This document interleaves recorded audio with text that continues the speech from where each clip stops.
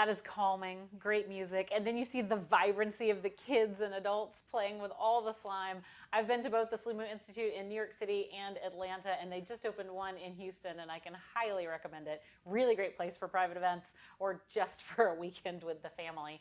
So we have our next session coming up, which is near and dear to my heart. It is all about trade shows. And now when it comes to corporate events, sometimes you're either the trade show person or you're not. And sometimes you have to manage all of the portfolio, which includes the trade shows. And trade shows are a love-hate relationship, whether you are dedicated to them or they are part of your portfolio. We've all been through the booths and you complain about the exhibitors who have people walking up and they're just on their phone. We've all been to the shows that were poorly laid out and you have that one last minute booth that got added in a sea of nothingness and they're not getting any traffic. And then you've been to the trade shows that have two booths side by side in the middle of the action, and one came back with 400 leads and the other came back with 20 leads, and the 20 lead one complained that it just wasn't a good show. So what actually makes a good trade show? What actually makes a bad trade show? We have brought in a few of our favorite exhibit trade show experts to help us understand the worst things about trade shows and how they can fix them. So I've been to a lot of trade shows over my life. I absolutely love trick-or-treating for swag, but as we saw in our data game earlier this morning, I'm not sure that's the best thing. If you just want leads, fine. If you're going for your MQLs or your SQLs, is swag the way to go? I'm very interested to hear what this group has to say about things like sustainability and giving stuff away. There's too much to talk about in 15 minutes, and so I can't wait to see how our friends have this conversation. Chris, I'm going to throw it over to you. Let's get started. All right. Hello, everybody. I feel like we're on the Jerry Lewis telethon here a little bit, and congrats on such a very innovative program here. So, hey, we've got a great group together, and I'm going to quickly introduce them. Glenda Brungart, the one and only in the center. It's like Hollywood Squares. You're right in the middle. I got Jim Cermak, who we call Mr. Trade Show Coach. I've got Marlissus Arnold, who's written 3 books on trade shows. You're one up for me, so congratulations. So many authors in this business, and I have the bold and new Rick Rodriguez. So, I did a quick since so much of our discussion today has been on AI. I went into AI and said, hey, what are the worst things about trade shows? And yeah, predictable. There were a number of things that were noted. I'm gonna not focus on that. I want to talk that there's a lot of friction. I want to go down the list, but also throw it at each of you and see what what you would say to that. Right. Number 1 was cost. Number 2 was competition. Number 3 was logistics. Number 4 was time consuming. Number 5 was limited face time. Number 6 was ineffective leads, exhaustion, burnout. I mean, I was like, holy cow, why do you even go? We know face to face is where it's at. So I'm going to throw it. Glenn, why don't we start with you? How do we fix these issues? And by the way, I went in and said, how do you fix these issues? And I got a list of those as well. So anyway, it's your turn. You bet. So when we were talking about this, as an exhibitor, I own some of the responsibility. And one of them, as we talk about the costs and that, there's things that we can do. I always look at it as what can I do versus what I can't do. And when you start taking that approach to things, you realize how quickly you can fix things that may be a little more costly. Logistics, forced freight, one that comes to mind. What can I do to make sure my freight isn't forced? Mm-hmm, mm-hmm. So why don't we swap over to Melissa? What do you think? Do you touch on some of these things in your books? Well, I definitely touch on a lot of things. I actually had the experience of being both a event organizer and an exhibitor. So I've seen it from both sides. And so I'm going to kind of flip the script a little bit here and Uh-oh. say that one of the worst things I see is when event organizers view their exhibitors as ATM machines instead of actually investing in the Yes. success and seeing them more as partners in the whole event. Mm-hmm, mm-hmm. Jim, what about you? What would you suggest? Well, one thing that is kind of infuriating to me or frustrating, and it kind of goes, some of the blame falls on both sides, on both the exhibitor and on the show planner. Is whenever I've been an exhibitor over the years, I always have a strategy I scour the exhibitor list. Who's going to be there? Who do I want to connect with? And then you go there and life happens and you have a great show. You never get out of your booth and you never get to connect with those people. And so, one of the things that I talk about with my clients is make sure you have that strategy, do everything you can to network. But on the show planner side, show the exhibitors a little love and give them some networking time exclusively for the exhibitors to network with each other. I think that would be a tremendous thing. That would be a nice fix, and that hits on a couple of the things that you talked about right out of the gate there, Chris. Rich is the newbie and the bold one that's kind of come into our space from software sales. A little different, isn't it? Go from something intangible to tangible. What would you say? I mean, you're kind of looking at this through the lens of someone brand new, right? Yeah, I think something that we're hearing from people with budgets that are close to $1 million, or even people that just have 10 by 10s, is there's a gap between sales and marketing that they sometimes just can't fill. And so, cost is an issue that everybody is bringing up, but if you have a solid enough ROI, that conversation gets a lot easier with leadership. If I could tell a story in, let's see, 20 seconds, I was at a big trade show in Atlanta. There was a 10 by 10 that had hundreds of people lined up to get to their booth, including me. You want to ask me what they were selling, Chris? A food mixer or something demonstrative. Not a damn clue what they were selling. I was in line because they had Hulk Hogan in the booth and I wanted to get his signature. So now, as a salesperson, imagine me being handed hundreds of leads for people that have no idea what we sell, and it's just wasting time for your organization. And then, leadership's going to be upset because you couldn't provide a solid ROI for the event. Right. I think that's a great example. Liz brought up sustainability. Obviously, that's top of mind. There's a lot. Just finishing an article on Exhibit City News that will be coming out on trends that I suggest you all take a look at. And sustainability is a hot button here. Glenda, what's your take on the impact of sustainability on exhibiting?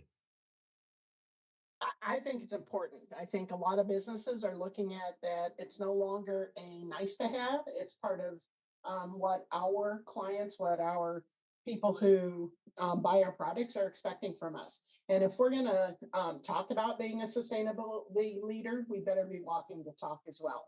And that carries out, in events we do on the trade show floor. And I think the myth about it costing more, put that aside. I don't think that's the issue out there. I think it's people don't know where to start. Yeah. Marlissa, you're shaking your head. You want to add a point or two? Well, I think that's so true. It's not that difficult. It's not that necessarily that expensive. It's just a change in thought process to be more sustainable. Just and somebody had mentioned earlier about the giveaways. The what we call the trick or treaters, or what I call scoop and run. Not giving away stuff that's just wasteful.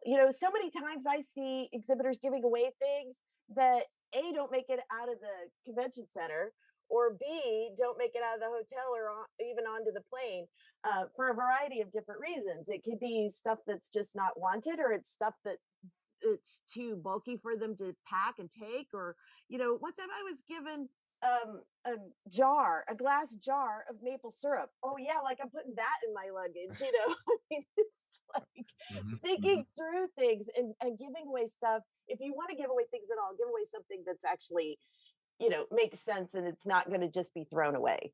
Right. One of the Jim, do you have a thought around that?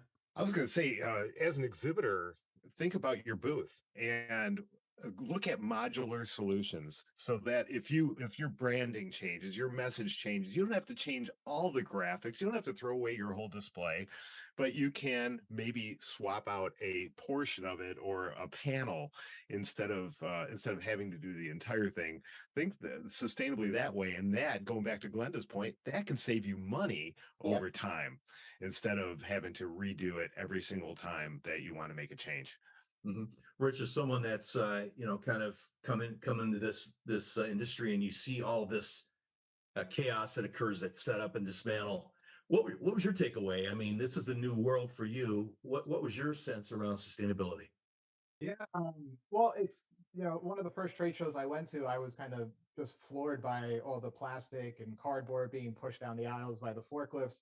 IMEX does a fantastic job of leading the way for sustainability, eliminating single-use plastic, things like that. On the exhibitor side, you could look into a vendor that uses recyclable aluminum, recyclable SEG graphics, things like that. Just to go a little bit more green in any way that you can. Jim kind of hit the nail on the head. That the modular boost is a big deal nowadays. Okay.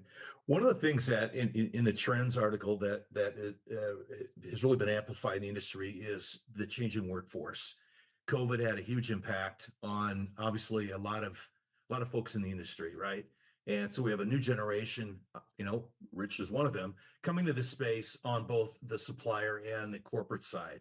What do you have any thoughts around kind of how we're going to educate and bring those groups together? Because it appears that the millennials coming into the corporate side have a mindset that is in some cases more advanced than the supplier base. So there's a real disconnect there. Would welcome your guys' thoughts around that. Don't be shy, Glenda. Boy,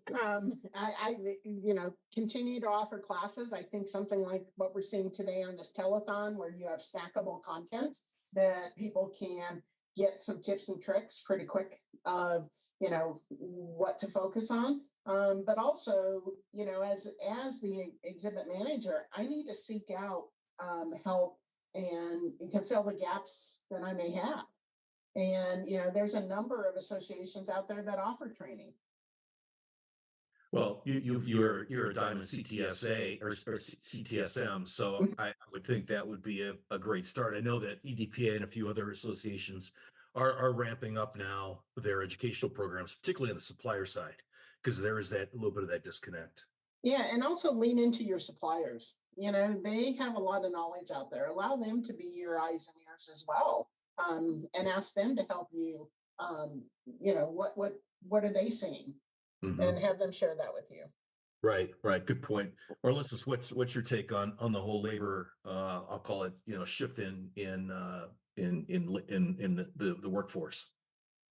Well, and going back to what I talked about earlier of the disconnect between the show organizers and the exhibitors, and Glenda said too, it's the education, understanding, especially now, the exhibitors that are coming in, the exhibit managers, a lot of them have probably no pre-shutdown experience. So you can't assume people know things. So it's so important to educate, providing, especially for first timers, providing that onboarding experience. I just taught an exhibitor workshop yesterday, and people were they were the busy. We do when I do the workshop, then our Q&A is like roundtables like this afterwards. And the busiest table was the first time exhibitors. They had a ton of questions. So help them. Don't just assume that everybody knows what they're doing, because sometimes even the ones that have been doing it for 10 or 15 years don't. But providing that education, providing mentors, maybe having a longtime exhibitor that can mentor some newbies and help them understand, just little things like, I talked to an exhibitor recently that didn't even realize that, for a gigantic show in Vegas, they need to book their hotel several months ahead because, I said, well, the definition of a citywide means that we take over the city. You better get a hotel now, So it's things like that. Sometimes we forget that the newbies don't even know. Jim, you're shaking your head. You want to add on? Yeah.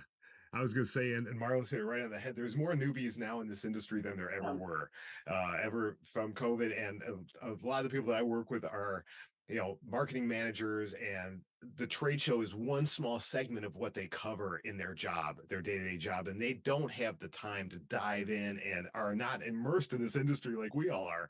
And so for them, for the show, it provide that kind of training, like Marlis said, that first time exhibitor training, or what's new at the show training, or the key things you need to know about the show training.